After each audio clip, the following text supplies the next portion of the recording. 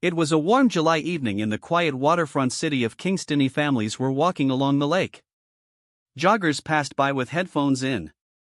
The sun reflected softly off Lake Ontario. No one realized that within a few hours, this peaceful city would become the center of a terrifying mystery. Maya Collins was 26 years old.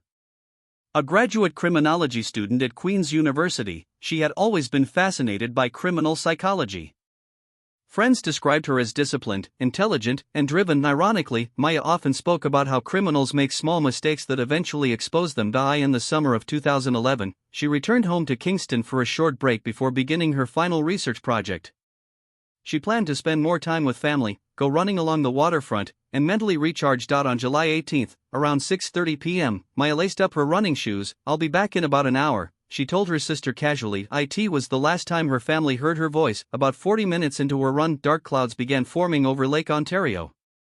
Weather reports had predicted light rain, nothing serious. But the storm rolled in faster than expected. At 7:45 p.m., heavy rain started pouring down. By 8 p.m., Maya still hadn't returned. At first, her sister assumed she was waiting under shelter. But by 9:30 p.m., worry turned into panic. Her phone was going straight to voicemail. By 10:15 p.m., Kingston police officially received a missing persons report. Search teams immediately began combing the waterfront trails. Flashlights cut through trees. Officers checked under bridges and near the shoreline. The next morning, drones scanned wooded areas.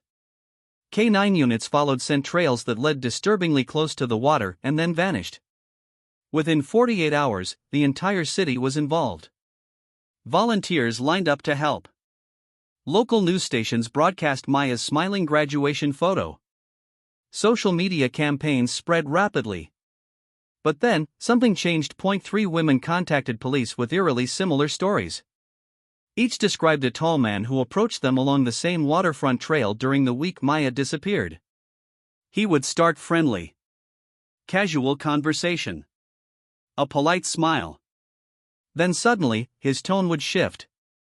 One woman reported that he grabbed her wrist when she tried to leave. She managed to escape. Another said he asked invasive questions about whether she lived alone. All 3 mentioned one chilling detail: he had a wolf tattoo on his forearm. Police quietly created a composite sketch but hesitated to release it publicly. At this point, they had no proof connecting this man to Maya's disappearance. Until a teenage witness came forward. A 17-year-old boy told investigators he had been biking near the shoreline around 7:15 p.m. on July 18. He remembered passing a woman who looked exactly like the news photo of Maya. Moments later, he heard what sounded like a scream. When he turned back, he saw Maya standing near a tall man. They appeared to be arguing. He kept writing. But something didn't feel right. When he circled back 5 minutes later, they were walking toward a wooded area near the water.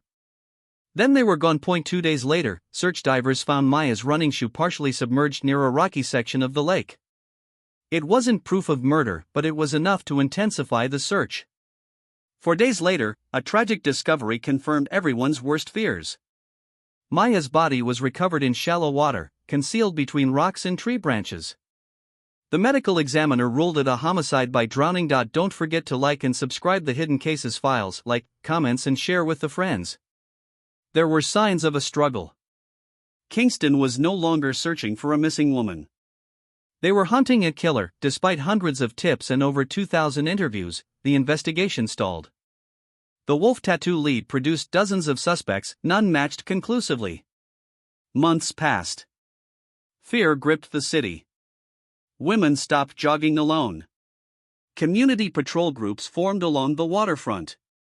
Maya's case slowly went cold. Until May 2012. In nearby Peterborough, a woman reported an attempted assault near a park trail. The attacker approached her claiming he needed help finding his address. When she refused, he grabbed her and tried pulling her into bushes. She screamed. A neighbor ran outside, scaring him off. But in his rush to escape, the attacker dropped his backpack. Inside was a cell phone registered to Daniel Mercer, 28 years old. Warehouse worker.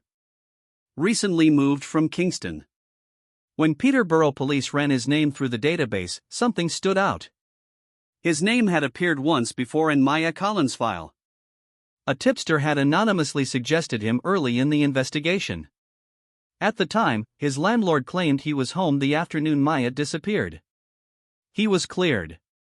Now investigators decided to look again. Detectives re-interviewed his former landlord. This time, she admitted she may have confused the time. She saw Daniel in the morning, not the afternoon.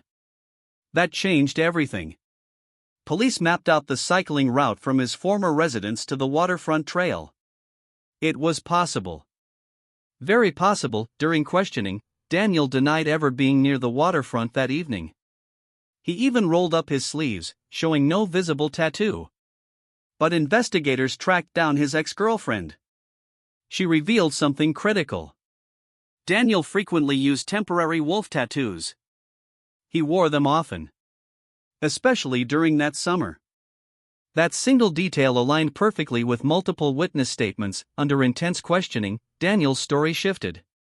First, he denied knowing Maya. Then he admitted speaking to her briefly. Then he claimed she accidentally slipped into the lake after being startled. Investigators knew the pattern. Partial truths mixed with lies. Finally, after hours of psychological pressure, Daniel broke.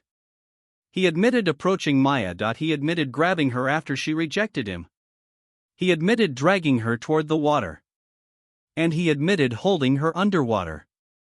He claimed it wasn't planned.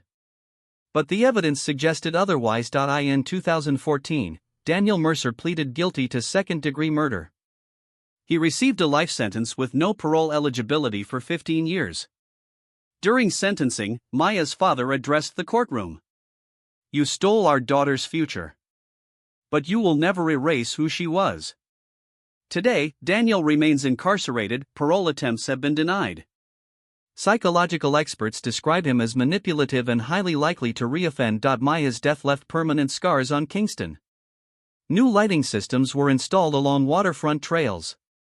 Emergency call boxes were added. Volunteer patrol programs continue to operate every summer.